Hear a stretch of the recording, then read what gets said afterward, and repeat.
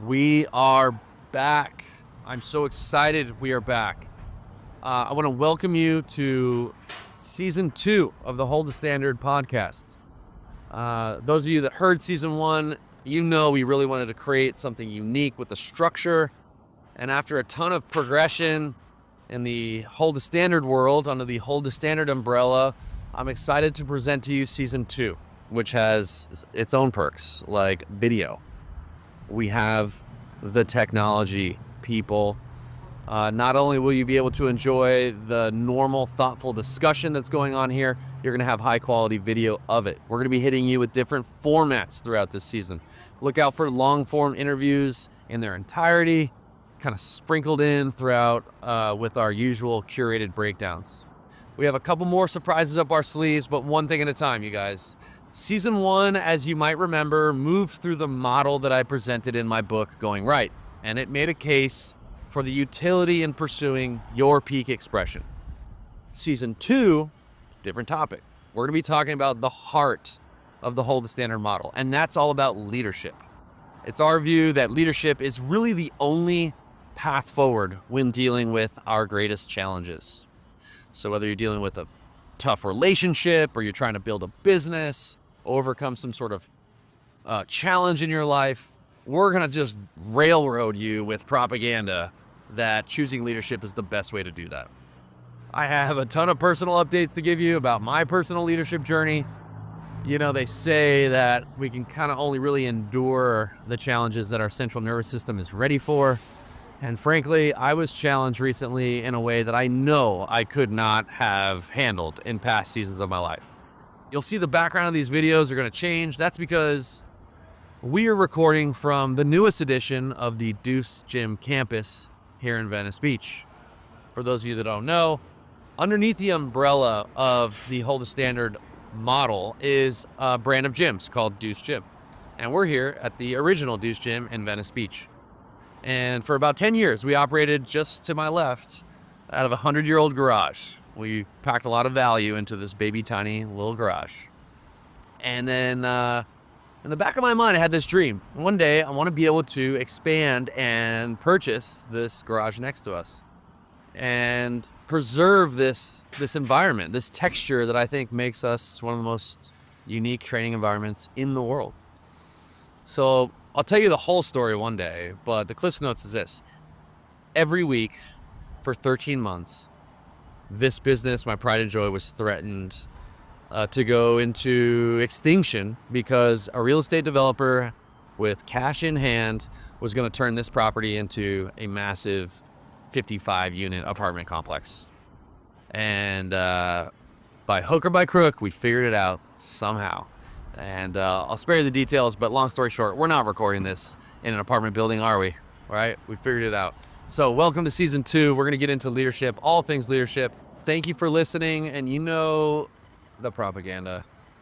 The Hold the Standard podcast only happens when people like you do the vulnerable thing, click the freaking button, give a comment, support. I appreciate you listening, and please choose leadership. All right, people, we're talking about creativity. And hear me out right now. The creative act is not just for the painters and the musicians in the world. It's for you. And if you listen to this episode, I promise you'll consider yourself a creative and you'll be more equipped to do better by the end. I once tried to shrink my thoughts about the creative act into a 60-second Instagram post, and I think that's a good place to start. So check this out. All right, the conundrum of creativity and performance in 1 minute. So how creativity works is based off of taste.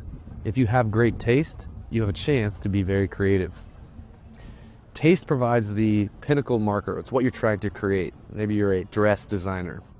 Your sketches, your drawing, your sewing, to create something as close to your taste as possible is the process of creativity.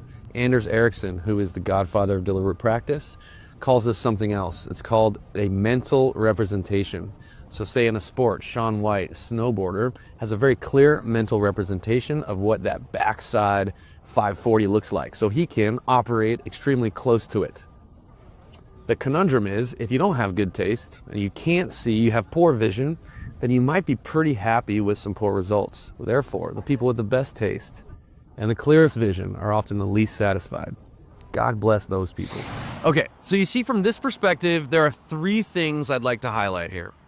And these 3 things make creativity critical to you and me and everybody else. The first thing is the power of our taste. We can literally only be as good as the mental representations we can conceive. Okay, so pursuing excellence improves your ability to imagine excellence more and more specifically. So you get better at the thing, you can see the thing better. And that's critical for development in anything. The second thing I want to highlight is pursuing creativity puts you in the game, in my opinion, right? You're living in this vulnerable gap between what you're doing and what you're trying to do, right? And this is the juice of life. It could be the most unifying point of connection between me, you, and anybody else who's on a vulnerable pursuit. Okay, last thing, third thing. The process of creativity, I believe, is a roadmap to do what the ancient Greeks were telling us is the most important thing, which is to know thyself. Okay? The best way to meet yourself, to learn yourself, is on this path, right, of stretching, reflection, and then repetition. That is the creative act, right? I'm so excited to share this episode with you. There are some people in this episode who are really engaging heavily in the creative act, and I know that you're going to benefit from it. So in this episode, you're going to meet my good friend, Zack Parker. And check this out. This is the classic case of a 10-year professional baseball player who becomes a filmmaker, who becomes a spiritual guide through past regression life therapy, right? What did I just say? The thing that you need to hear is this person is using creativity to meet the next season, the next era, the next version of himself over and over again. It makes for an interesting life. It makes for a ton of insight, and I'm excited for you to meet Zack Parker.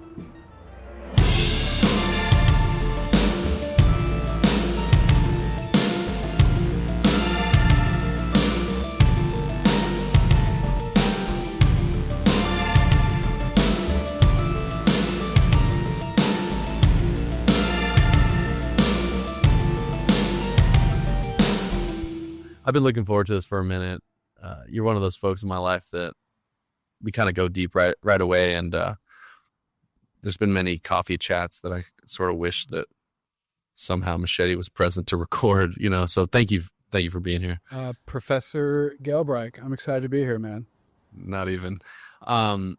It's funny thinking about talking with you. I was hoping we could bounce around a bit, but I think like any good story, we'll just start in the middle. Yeah, let's get it going, man. So tell me about this.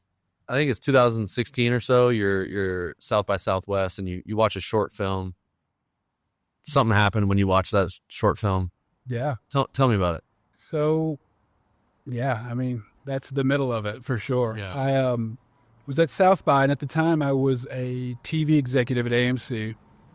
And I was kind of in like a no man's land, you know what I mean? Like sort of on a path that was okay, but I wasn't fulfilled. Went to South by to kind of look for shorts and talent. And I was at a shorts block, and they blocked like 4 or 5 shorts altogether.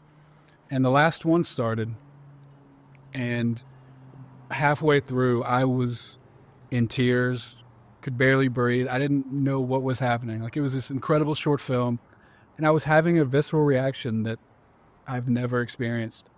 And I'm, mind you, surrounded by colleagues and, agents and people in the industry.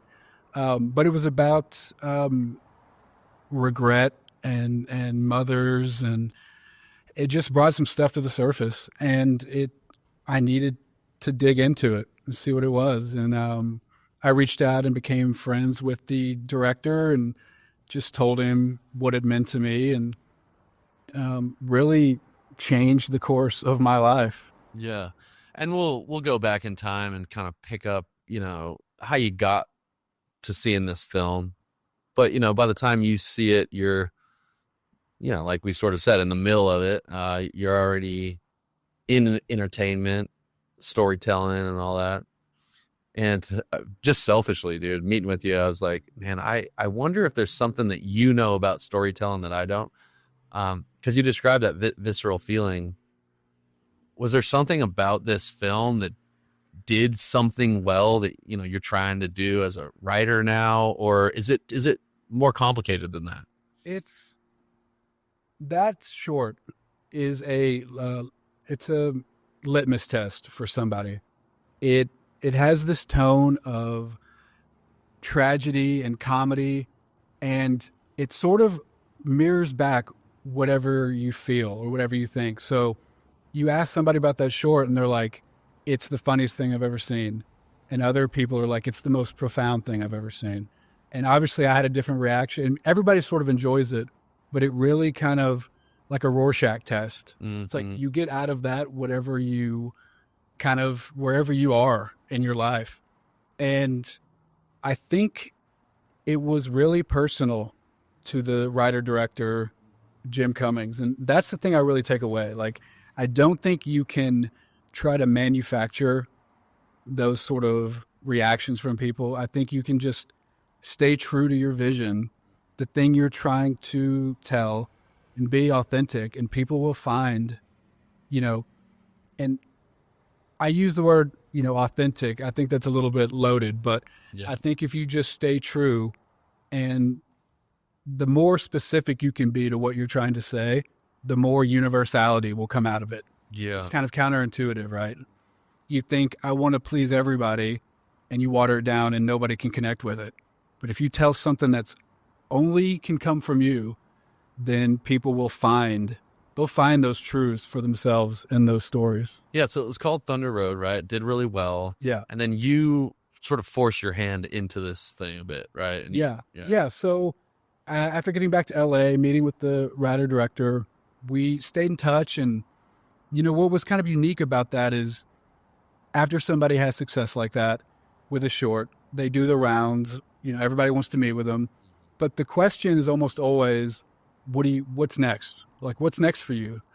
Which sucks when you do something big, it's like immediately it's like, what's next? Yeah, that's right. But he said that I was the only person that was like, tell me more about this story. Like, what happens to this character? And he's like, I don't really know. It's kind of a moment in time. And I think I related to this guy having a meltdown at his mother's funeral, and I needed to know. I was almost like, I need you to tell me that this guy is going to be okay. Like, please tell me this character is going to make it, because I'm kind of, you know, I'm still dealing with the fallout of this short. But we stayed in touch, and 4 or 5 months later, he sent me a draft of a feature, and I read it that night, and I called him the next day and said, if you let me produce this, if you let me option this and produce it, I will quit my job tomorrow. Let's go to Austin. It was originally set in New Orleans. I was like, let's do it in Austin, and like, I will quit my job. And he was like, let's do it. Unreal. And then, of course, the next day he called back and said, hey, my agents said no.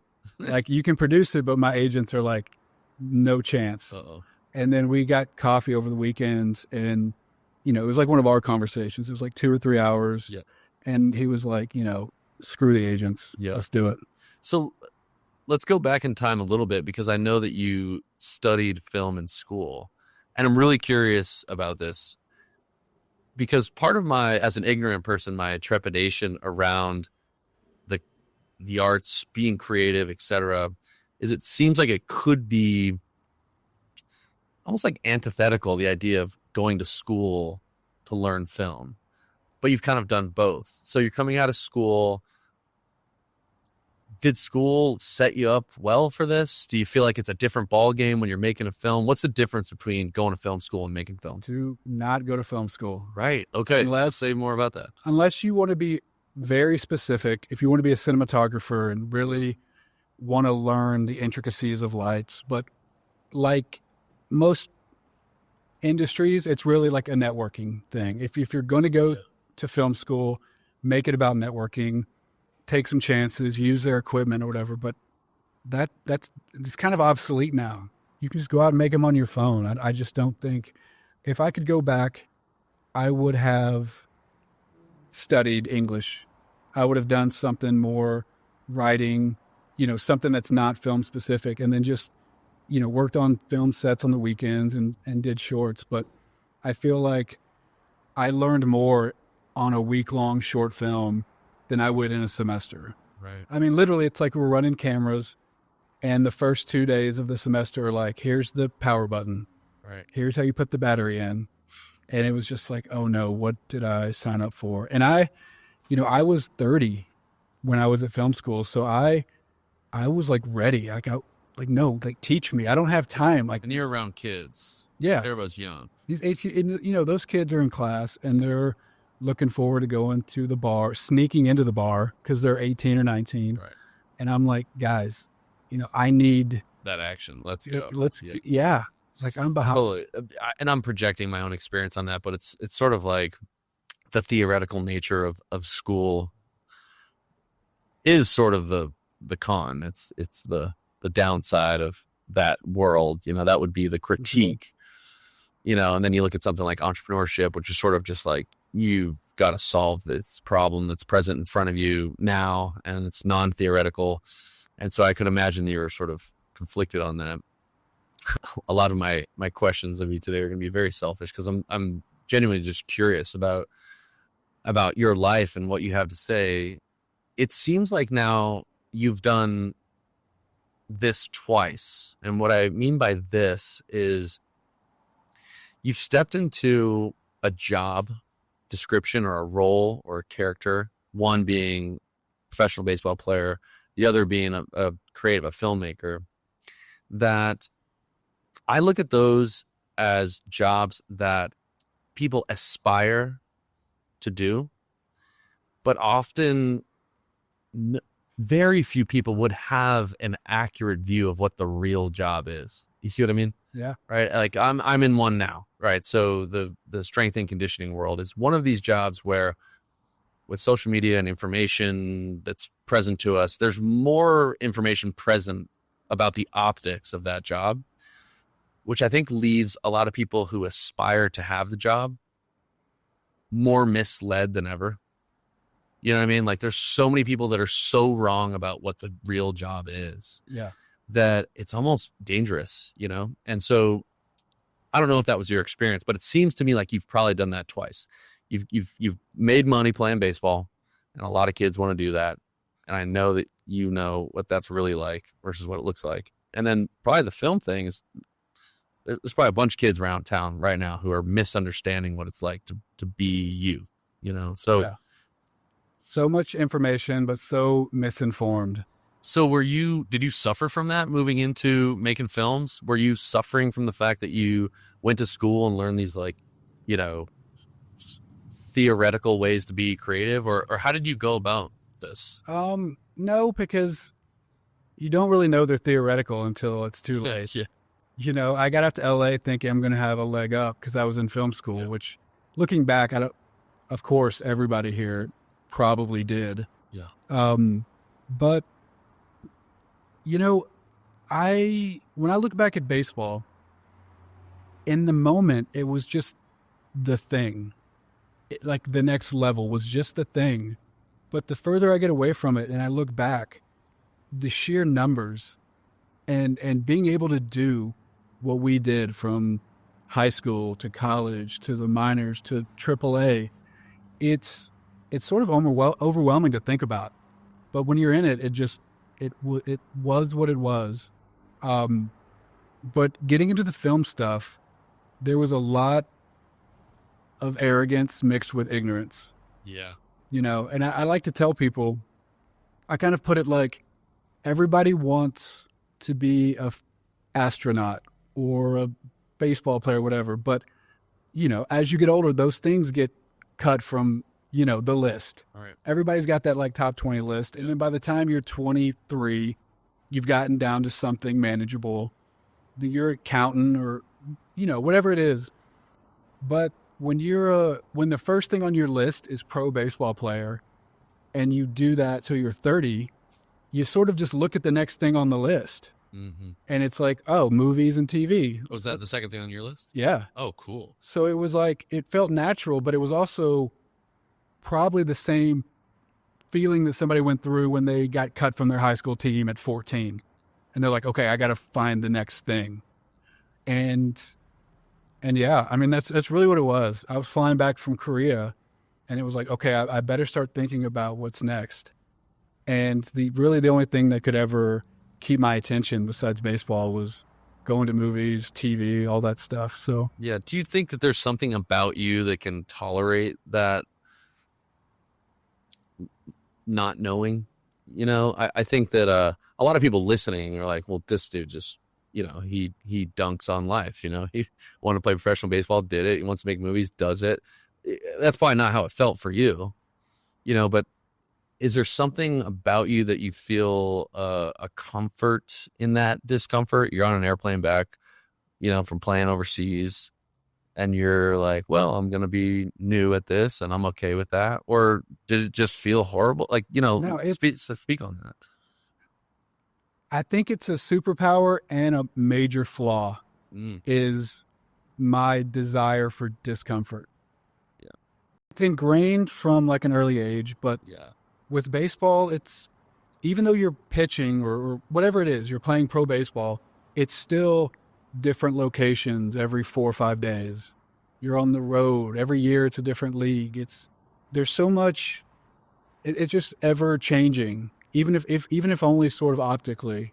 But it was getting to LA and getting that first job and sitting in an office, responding to a boss's emails, for the boss, and being like, oh, I'm going to sit here in this cubicle for the rest of my life if I don't get out of it right. Like, nobody's going to come save you. You know what? I'm a little bit of a tangent, but that was one of the hardest things, because with baseball, there was always a chance.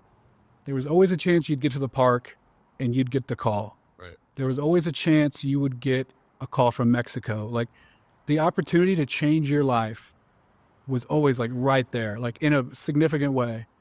And then after like 6 months of doing a good job as an assistant, I'm like, okay, like there's no call. There's no call. Yeah. There's no call. It's all, and I think that was hard to deal with. Yeah. Is that in the real world, there is no call. Like you're making your own. So you have a mostly positive connotation with the lifestyle of professional baseball. Am I reading that right? Yeah. Really? No, I'm a little bit of a lone wolf in that regard. Like I loved it. And that's what's kind of cool about film is we shot Thunder Road in Austin, but then I was back in LA and we've shot things, all over. So it's a little bit like being with a team during a season. Yeah, I could see how the lifestyle of travel and change, and it's kind of the showmanship of it, like keeps it light and new. It is monotonous, though. It is very monotonous, and so it's interesting that you found your way to enjoy that. Like quick tangent story that's, I want to ask you about, because you signed out of high school, correct? Or junior college? Yeah. Okay. So you were what, 20? 19? I was 19 when I 19 years old, yeah. So I didn't play nearly as long as you. You played what, 10 years? Yeah. 10 years, long time. And it was my second year, my last year. And I remember, no, it was my first year. And I'm warming up on the sideline with the position players halfway through a season or something. And I remember I just stopped for a second. I looked across the field at the other team doing their early outs or their pregame. And I remembered wanting to get drafted my senior year of high school so bad. I think mostly because of it sounded cool. I think I was going to go to college, and I looked across and I said, I would have been here all these years. I would have been doing this. And I was so grateful that I didn't. I was like, oh my God, could you, right? Yeah. And maybe that was because I had a great college experience. But what I wanted to ask you about was, tell me about growing up in professional baseball. I mean, you grew up, if you're 19, you're a child. Yeah. 10 years growing up in that environment seems insane to me. Yeah. The rub of it is you don't grow up really. You age, but unless you're one of the guys that gets married and has kids and really like starts a family and you can kind of compartmentalize baseball. But if you're just playing ball and you were like me, and there were a lot of guys like me, when I finished, it felt like a long summer vacation. I had to kind of look up and be like, wait, that was 10 years. And then you're putting together a resume and you're like, oh, I have 0 transferable skills. Literally my first resume was like the years I was drafted, like Texas League All-Star. Yeah. And once I got going, I realized like, oh, like so many things are transferable. But there was a little bit of a wake-up call. Like I was behind. I wasn't, there was a state of arrested development. Like I think a lot of ball players talk about that, and it's hard to keep track of time. I mean, in sort of a simplified way, you're just playing ball, the thing you've always done. Yeah. So you don't really feel like you're growing up. I think you feel like you're growing old, if that makes sense. Yeah, totally. I mean, it makes a lot of sense, but in the same way, and you caught yourself saying it, which is like there are these transferable skills. I mean, to me, it feels like when you walk in a room, you're bringing a lot of those experiences with you. Maybe they're all weren't, normal or, developmental in the ways that you could have living a different life. But what are the things that are with you today from your experience as a professional baseball? Man, like ice cold. Like I don't think if I'm rattled, you would never know it. Yeah. And I think being on a film set as a producer when things are going wrong and everybody's looking at you, and even when I was an assistant, that very first job in LA, I had a boss who was an agent, and he was like 5 years younger than me, and he just tried to break me. And a lot of other assistants would go in the bathroom and cry, and I get it. Like if I was 19, but I was like, man, let's get back to work. Even if I messed up, I was like, let's get back to work. I've been booed by 20,000 people in Taiwan. I've gotten limes and oranges thrown at me in Mexico. Like me, not BCCing you is not going to rattle me. And I think that really being able to sort of, keep any sort of, anxiety about a situation on the inside is, it's wildly helpful. And just being an adult, man.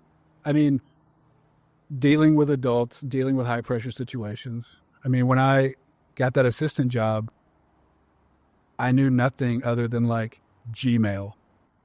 And that terrified me. I wasn't scared of anything except like a spreadsheet. And, again, it was like the bosses didn't care if you couldn't do a spreadsheet as long as you didn't fall to pieces. Yeah. Yeah. And I was like, I'll lean into not falling to pieces and let an intern do the spreadsheet. That's what I think it is. And I don't want to make your experience the same as mine, but I'm hearing you say it. And I wanted to ask you about dissatisfaction, essentially failure isn't the more direct way to say it.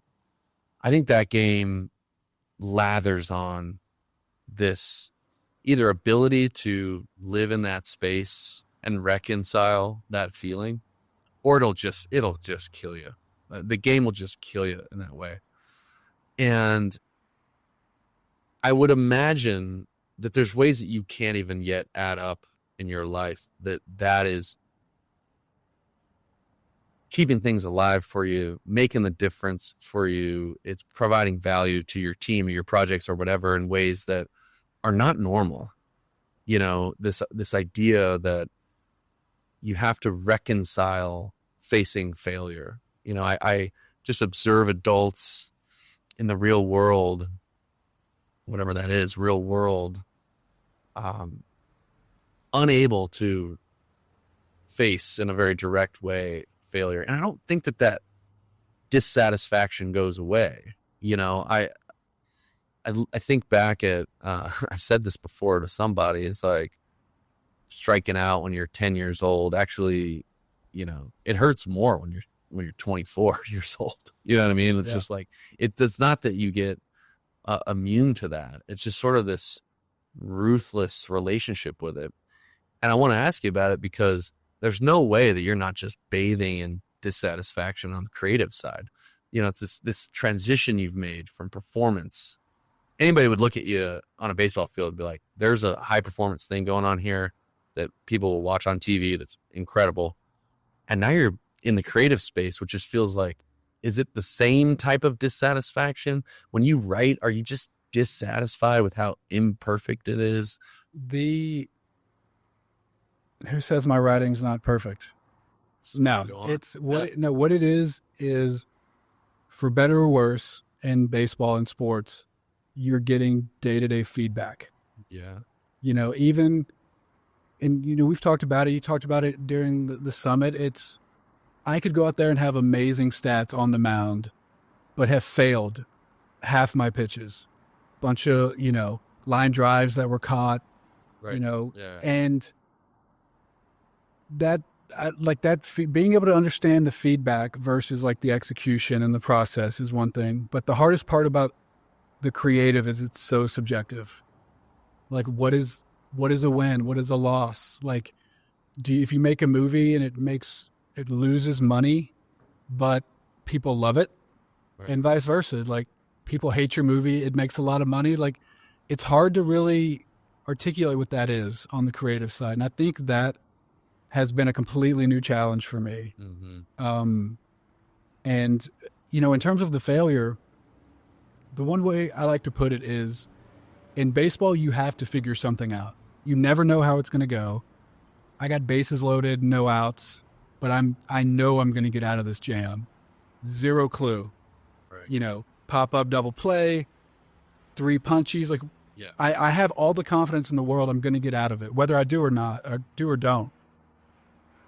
And I think that carries over when, I'm sure just being an entrepreneur here, like, your goal, it gets off track, and it's like, you've got to be like, it's going to get back on track. I have no idea how. And I think that's sort of tenacity that sports, baseball teaches us. But you're totally right, man. I think there's so many things that we talk about today I wish I would have known at 22. That idea of, I so vividly remember, like, Savannah, Georgia, I gave up like 8 runs, and it was all ground balls. And I was like beating myself up, and my hitting coach pulled me aside and was like, yo, that is going to happen. Keep doing that, yeah. Like, if you do that all season, you're going to be an all-star. And even when he was telling me, it still didn't set in like it should have. And then other times, I'm giving up lasers, but they're getting out, and I'm strutting off the mound, Yeah, that divorce, we talked about in the summit, that divorce, process from result is sort of the paradox of the thing. And it probably manifests in different ways when making films and all that. But coach me up, because I think of creativity in this way, and tell me where I'm wrong, because I'm creative in some ways, but it's not my main gig. Yeah. So the way I look at creativity is, we'll use writing as an example. You made the joke. It might not have been a joke about like your perfect writing. I would imagine that you got some taste in mind, something that you're trying to express. And I would imagine you begin to start an attempt at writing that. And then the model that I see in my mind is that you start noticing any deviations from what you're attempting to create with your pen or whatever. And that noticing is the feedback. Whereas in a previous life, you're trying to hit a 4-spot with a fastball, fastball away on the black, and you make a pitch, a best effort attempt there, and you miss maybe, maybe you don't hit your spot. And that noticing is part of the feedback on a pitch by pitch basis or whatever. Yeah. That's more the dissatisfaction that I'm talking about, right? It's like that creative process is sort of like coming back to the work, coming back to, does that resonate or am I wrong? You sort of made a great point right there. Noticing the error means it's the first step. But if I throw a two-seamer away and I spike it and I'm like, okay, I spiked it. If I can't correct it, it doesn't matter that I notice it. Right. Does that make sense? Correct. And so I think the hardest part is we all have taste. The most casual movie fan will go to the movies, come out, not like it, but no idea how to articulate why. Right. So I think writing something, going back and reading it and being like, man, it's not what I want. How do I fix it? And that's the skill, right? Yeah. The skill isn't you can create magical worlds or anything like that. The skill is putting something on paper, going back to mess with it, to re-edit it, and know what you should do. And that's the hard part is, I'm sure you've heard, but Ira Glass has this amazing quote of, I'm going to butcher the quote, but the essence is when you start trying to do something creative, you're so frustrated because you know what you want to make. Yeah. You know what it wants to look like. And you have to keep, striking out until you get to the point where you can make solid contact essentially on the creative side. And that's when it's just about reps, man. And I've fought it for I'm really, really going all in on writing right now. And I'm just doing it. And then I'm going back and messing with it. But for forever, I would start and just that voice in real time, trying to edit, critiquing it, spelling and now it's just, man, I'm going and I'll go back and fix all that stuff. But it's that idea of I'm going to do this. I don't know necessarily how. It might not take place today, but it's just doing the reps. It's just writing. It's just whatever it is. I mean, you wrote a book, and I will say this, though. I think creativity is loaded in the sense that, oh, this guy's creative. He paints. Yeah. He does sculpture. He writes. Yeah. But you're wearing orange shoes today. And you went in and picked out an outfit. Yeah. There's creativity in that. You've built a gym. Yeah. I think so many people undercut themselves or don't give themselves enough credit in being creative because you're not working on an easel. Yeah. I mean, we're definitely talking about your life specifically, not because there's a gaggle of filmmakers out there listening to this thing. I think the point you just made is the point.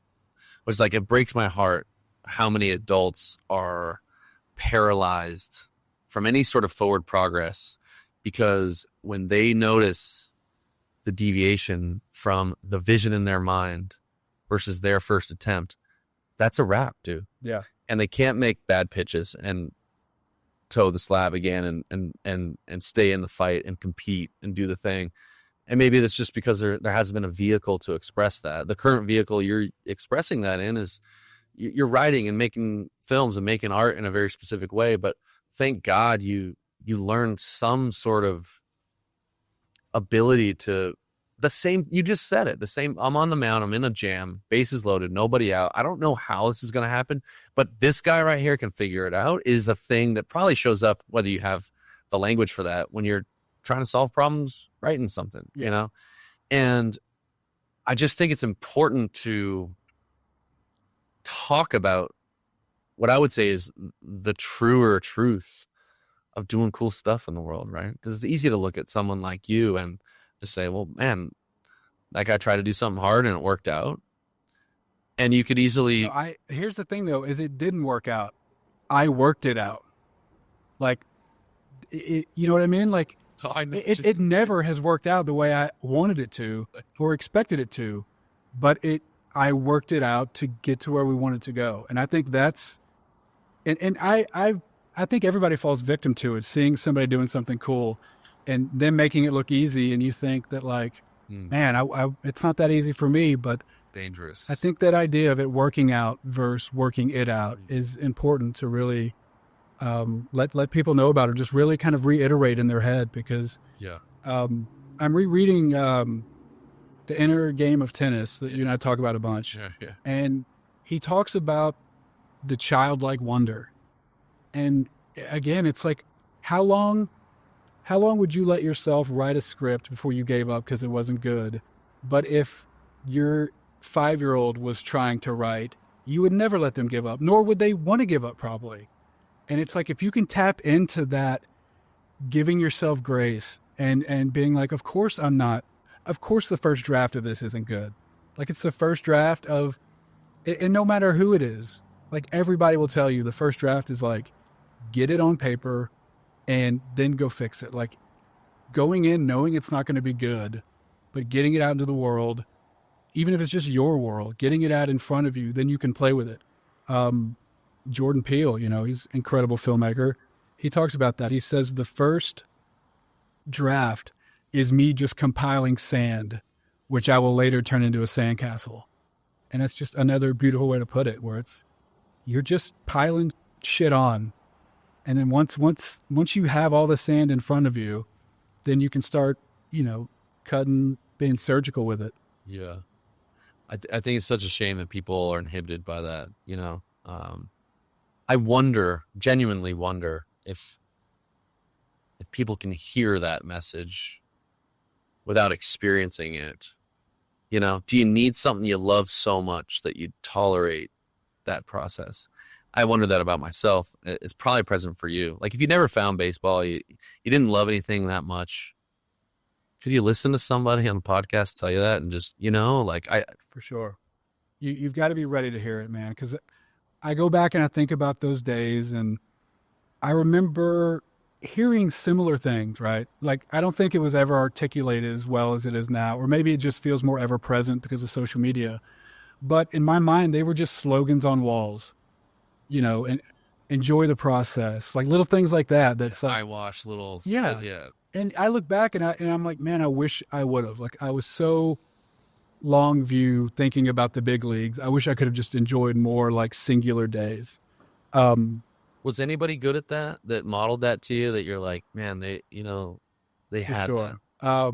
And he had 10 years in the big leagues, but it was my roommate, Jeff Francis. Oh, wow. He was a lefty pitcher too. We were roommates, and man, no matter how good or bad he did, he would just be like, you want to go back and make a pizza and watch Titanic or something? Like, and I was just, you want it so bad sometimes that you just can't get out of your own way. So, like, for all these amazing things it taught me, I also learned a lot through doing the wrong thing. Like, I couldn't command a two-seamer in a game.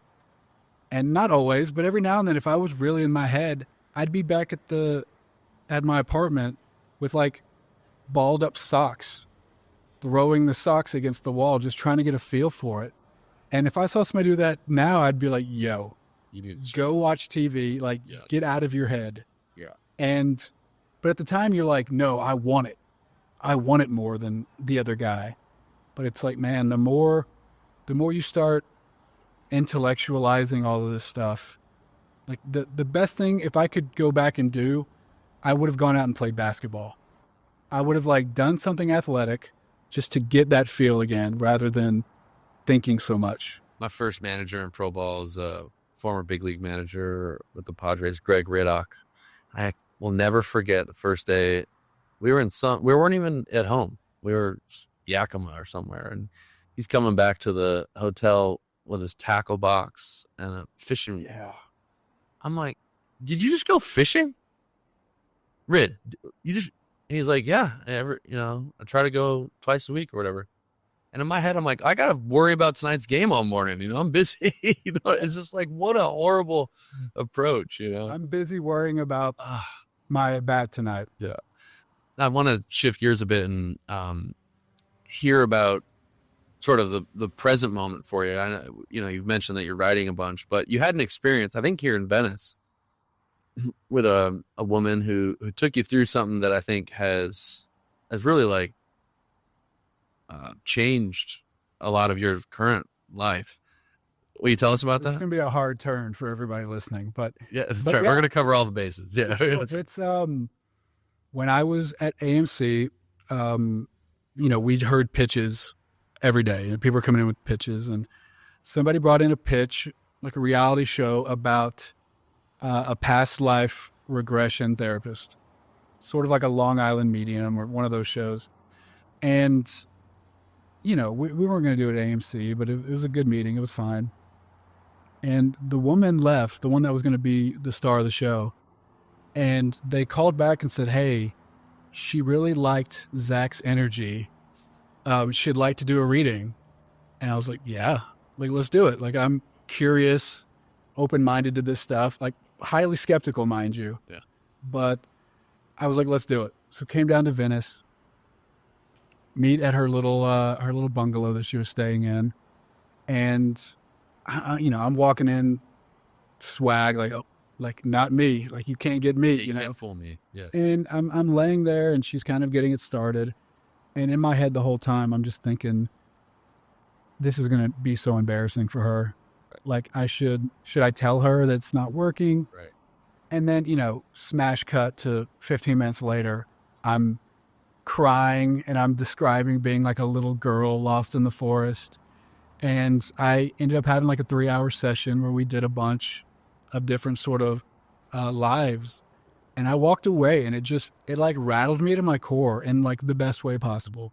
It made me, it was just like a kick in the ass that like, yo, you don't know everything. You don't know what's going on in the world, right? It's not just as black and white as it seems. And it has stayed with me. I mean, obviously it stayed with me, but I went back to work but it just always sort of ate at me. And like, if I was out at dinner, like somehow it would come up and I would just like be so impassioned about it. Yeah.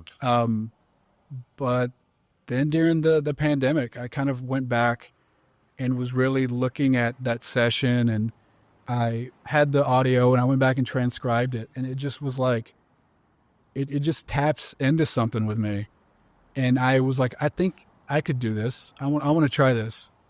And I did it on a couple friends and they had wild experiences. And I felt so fulfilled in an odd, creative way. Like, in the creative stuff, I'm a producer, which is the person that bridges the gap between a director and a writer, or usually like, money people. But you're helping a director bring their vision to life. And in these sessions with people, guiding them, that's exactly the same itch that it scratches. Yeah. You read one of those to me, and I wasn't that skeptical about it. Like, I was interested in the topic. I read Many Lives, Many Masters. Like, Yeah. I'm curious, and we've had many conversations about it. But you read me the Yellow Restaurant one. You obviously remember what I'm talking about.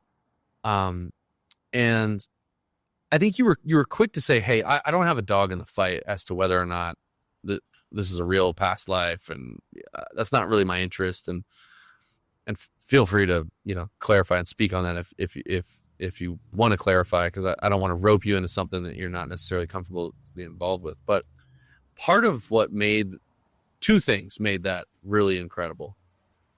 One was, I heard you say something to the effect of, writing's my thing and I write all day long and I can't write stuff this good. And it came out of me. And the second thing, which is standalone, incredible. But the second thing was this idea of, it historically checks out. And you're not a history buff. How do you reconcile that? I don't know. So give a little color and context to that. You don't have to go through the whole thing. No, so I mean, it's the one that, was the most memorable for sure. It was a life where I was a woman in a cafe who owned a cafe in Paris in the late 1800s with my husband, who had a speech impediment and he couldn't speak well, so he just sang all the time.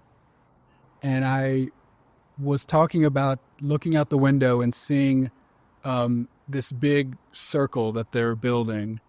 And, my husband sings to me that he's going to take me on it. And I'm like, I'm a little scared, but I'm excited. And just some really specific things. Like, I talk in a confusing way about outside there's light, but there's no fire. And I don't know how that works, but there's no fire, but there's light. And it was this amazing, like, life of happiness and living with this guy. And it was just an amazing experience of, like, love. Yeah. But when I went back and started looking, there's like a 3-year period in Paris where, like, all of that stuff was happening. Like the World's Fair. The World's Fair was coming up. City of Lights. The City of Lights, man. And I talk about hearing, I can hear horses, but I hear horns. I hear, like, beeping. And they were one of the first cities to have cars. Like, there were still cars driving with the horse. And I don't know anything about that. You know what I mean? I've never watched a documentary or just like, I don't need to know how this works or what is occurring or how to explain and that. Even if I did know those facts, the way they came out of me, like, hesitant and confused, like, I'm not that good of a storyteller or actor. Yeah, that's right. And that's the stuff that really sticks with you. And when I look back and people ask me, like, do you think it's real? I tell them I don't know. And really, I don't care. I tell them the way I look at all of it is experience over explanation. Like, it doesn't lessen it if it's not real or heighten it if it is. Like, either way, I came out of that with this insane sense of experiencing love in a really untraditional way and, like, a zest and curiosity for life. And it doesn't matter to me. And I tell people that when I work with them, it's like immediately they want to know if what they just said was fake. And I'm like, you're crying right now. Yeah. Like, you have tear streaks in your eyes. Like, nothing about what just happened was fake. And I think the young version of me would have to know. I've got to know what this is. And if I don't know, I'm going to ignore it. But after that very first session, it really instilled in my head that, like, okay, we don't know. Like, I don't know, nor do I have the desire to know. Like, I'm cool with just, like, writing this out, getting the most out of it, and seeing what happens next. Yeah. Like, I don't need to know. Yeah. What are you most excited about right now? As you sort of, like, look forward for you and... It's this, man. It's funny how this conversation has kind of evolved up to this, but I am working with clients using the past life regression and similar hypnosis techniques to work with people's, like, inner monologue, that fear, that negative voice that I experienced in baseball, that you did, that we always battled against. The same one that says, you can't write a script. You can't make a movie. I feel like I've really figured out a way to kind of game the system with myself. And I think a lot of people need that right now. Like, yeah. I don't think we know how to harness the voice inside our head. And I like to tell people, the voice inside your head is not your friend, but it doesn't have to be your enemy. Like, there's ways that we can work and coexist with that, like, negative Frankensteinian voice of negativity that isn't even all. I mean, I can rant all day about it, but it's those negative voices are not you. They're just these tiny sort of moments in your life that you've picked up, these subconscious little, drops in the bucket from feeling insecure one moment or, being embarrassed. Like, these things turn into monsters. Is that your current edge growth area, or it sounds like you have quite a bit of dominion over this. Yeah. And I have not fixed it It's just a way of dealing with it. And truly, life has been so much better. So less wasted time. It's you know, the way I do it and the way I help clients is you don't fight it anymore. Like, the best example I can give is pitching. You're on the mound, cleanup hitter's up. And I, whatever, in my head, I'm like, I got this guy. And then that voice is like, no, you don't. Like, this guy, you don't have it. Like, you can't, who do you think you are? That imposter syndrome stuff, And in those moments, my focus would be on, why am I hearing that voice? Like, what's wrong with me? So I'd be pitching, the margins in pro ball are non-existent. So if any of my mind was not focused on the hitter, that was detrimental to what I was doing. Wasted. And then if you don't get them out, you're sort of proving that voice wrong. Shame cycle starts. Story, yeah. And I've gotten to a point where I've, through the hypnosis and past life regression stuff, I've personified the voice in my head. I've tricked myself into being able to see it. I've given it a name. What's the name? Marshall. Okay. It's the bully in 7th grade. Wow. But he wasn't my bully. He was like the school bully. Okay. And now when I'm doing something, if I'm like, if he comes out and says, you can't do that, it sounds silly, but like, I will like pause for a split second and be like, Marshall, like, go back to your room. Like, I don't have time for you right now. And it sort of like dissipates away. Wow. And sometimes it's harder than others, but again, instead of being like having a fist fight with him and wasting hours or, putting me off of whatever journey I'm doing. Yeah. So, I mean, that's a wildly simplified version of it, but through the hypnosis and these like tapping into the unconscious, you're able to step outside of yourself and see that it's not you. That's what I heard when you named Marshall, was like, it just bought you a little bit of space. For sure. To make a choice.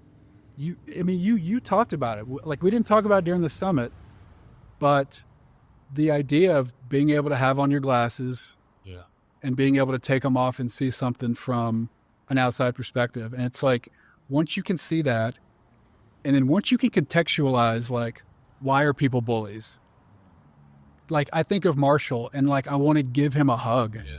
It's like his parents were probably never around. And if you can sort of reframe that in your head, that negative voice is just telling you things because it's terrified. It's scared. Yeah. And it's like, if you can sort of have, periodic conversations with it, telling it like, look, I got you. Like, we're going to be okay. It truly is, it's life-changing. It's full.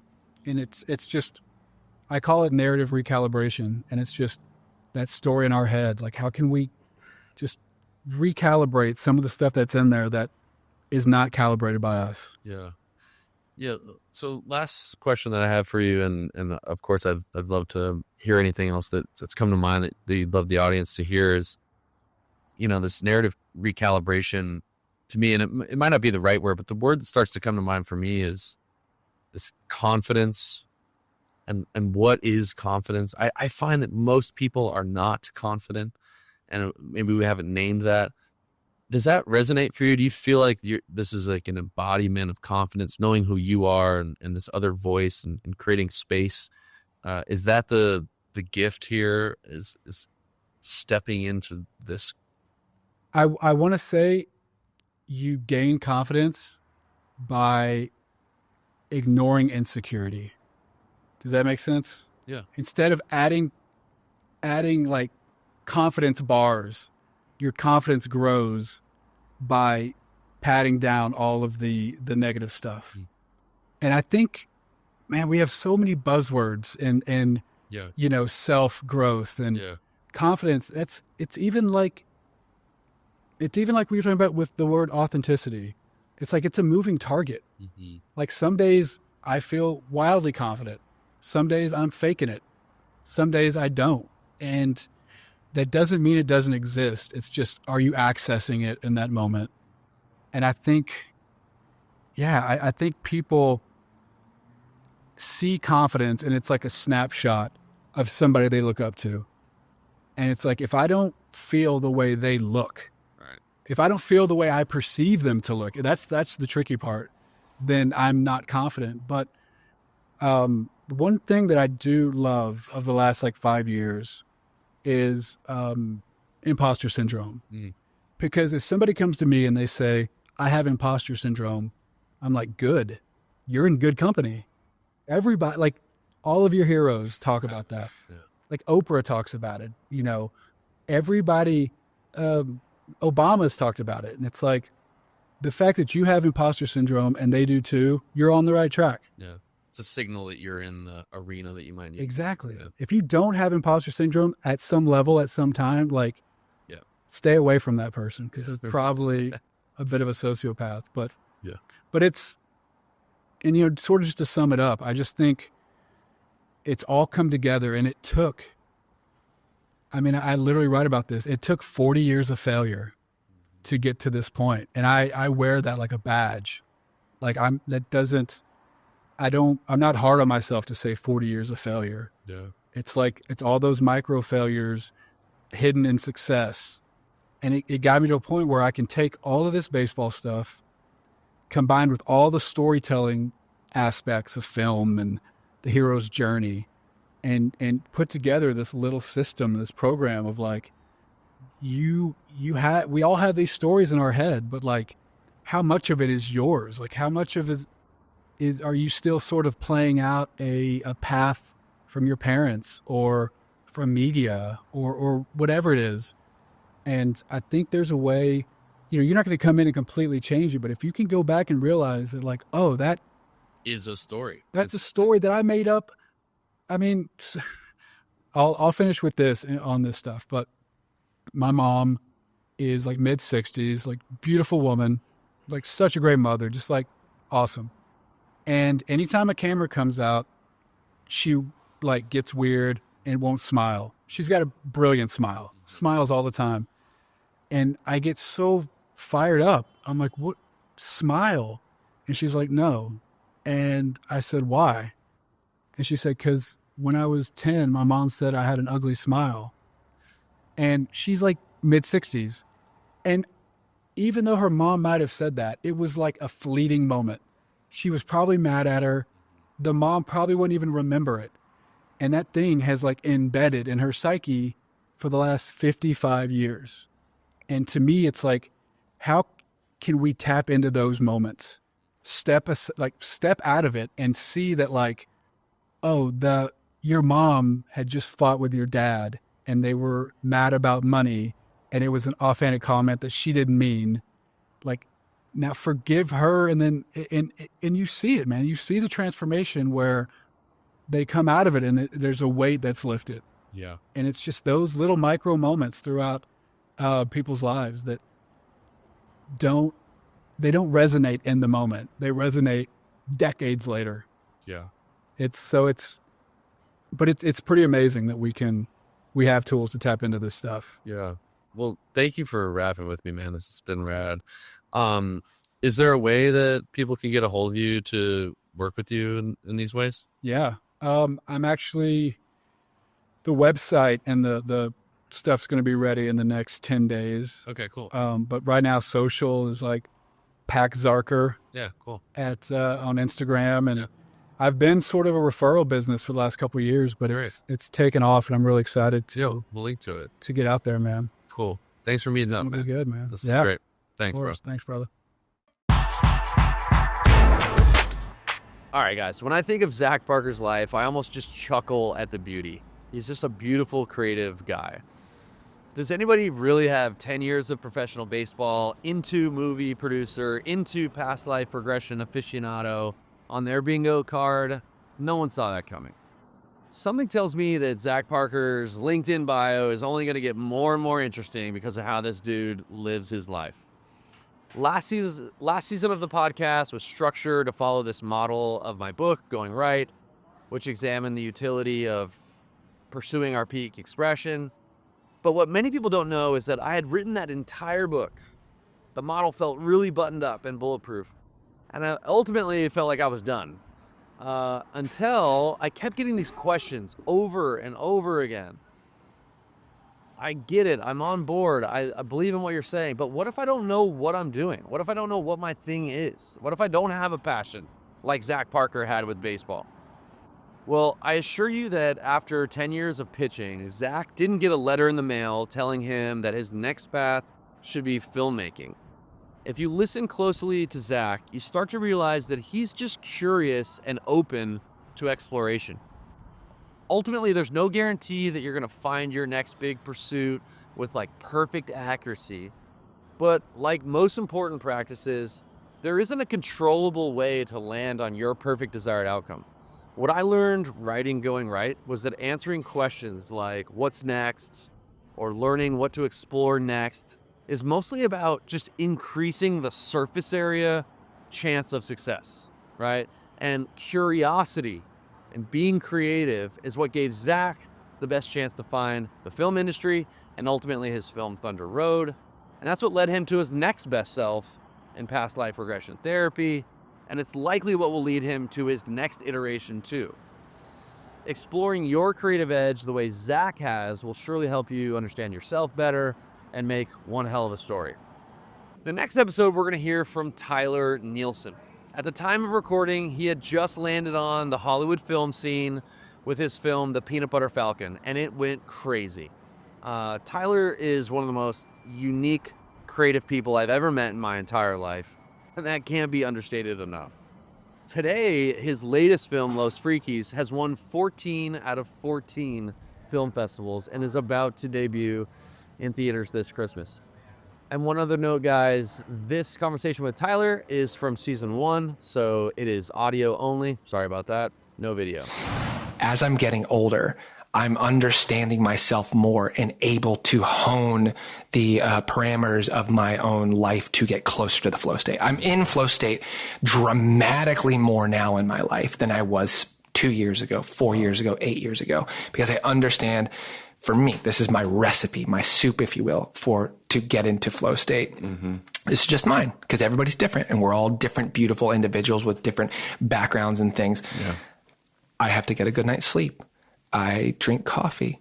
I intermittent fast. These are my controllables. Mm-hmm. I intermittent fast till about 1. Yeah. I'm in flow state right now. You know, like, when I eat, I try to, not eat processed sugar, and breads and things that when I have to digest, I get really tired.